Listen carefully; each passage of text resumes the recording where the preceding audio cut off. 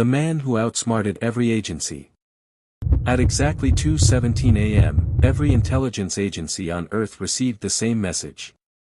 You were watching the wrong man. 3 seconds later, every screen went black. And the man responsible didn't exist. No one noticed the moment it began. There were no alarms. No flashing warnings. No emergency calls between governments. Just a quiet pause inside the world's most secure systems. And when everything resumed, a single internal message appeared. Then erased itself. You were watching the wrong man. At first, analysts dismissed it as a glitch. But within hours, they realized something far more dangerous had happened. The system could no longer be trusted. For decades, intelligence agencies believed their greatest threat came from hackers, criminals, or foreign governments. They prepared for attacks from the outside. What they never prepared for was a threat already inside. As analysts reviewed classified records, they noticed inconsistencies. Operations that had no clear approval. Reports that contradicted earlier versions of themselves. Decisions traced back to people who denied making them. Nothing had been stolen. Nothing had been leaked. Yet the truth inside the databases had quietly shifted. And no one knew how. The investigation went deeper. Engineers examined the core architecture shared across multiple agencies, communication systems, verification tools, and data integrity software designed years earlier. That's when a name resurfaced. Elias Voss. He wasn't an agent. He wasn't a hacker. He was a consultant. Years ago, Elias had helped design infrastructure meant to improve transparency and coordination between agencies. His work was praised, audited, and approved. At the time, no one questioned it. Why would they? Elias Voss lived an unremarkable life. Mid-30s. Quiet. No criminal history. He worked remotely, paid his bills, and avoided attention.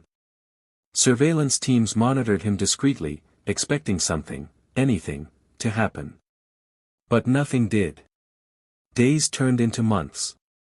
Elias followed routines so ordinary they were almost boring. He met no suspicious contacts. Sent no unusual messages. Downloaded nothing classified. Until one evening, something changed. While walking home, Elias stopped. He stood still for several seconds. Then he slowly turned his head and looked directly at a hidden surveillance camera embedded in a street fixture. That camera's location was classified. Its existence known to only a handful of people. Elias smiled.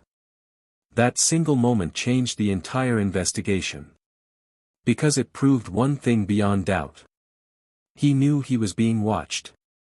Soon after, agencies noticed the systems behaving strangely again.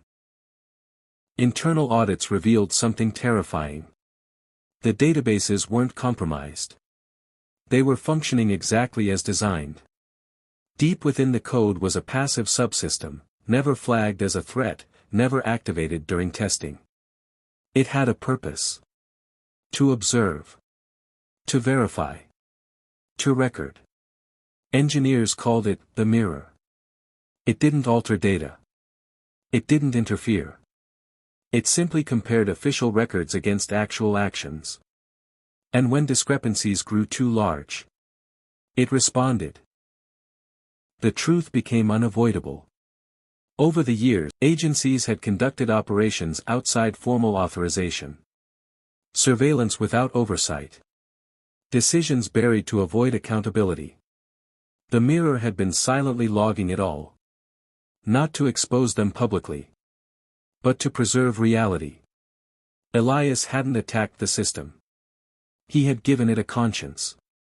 Authorities moved to detain him. But Elias was already gone. His apartment was empty.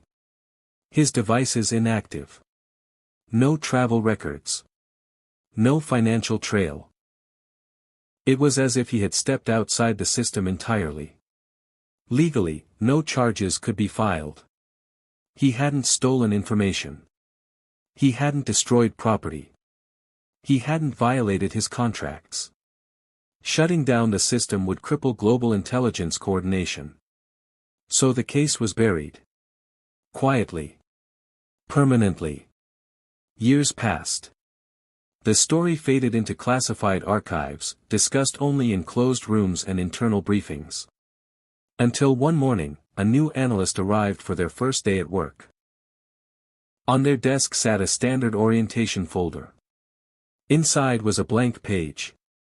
In the corner, a small triangle. No explanation. Just a reminder. Because the most dangerous person in the world isn't the one who breaks the system. It's the one who builds it, understands it, and knows exactly when to stop watching.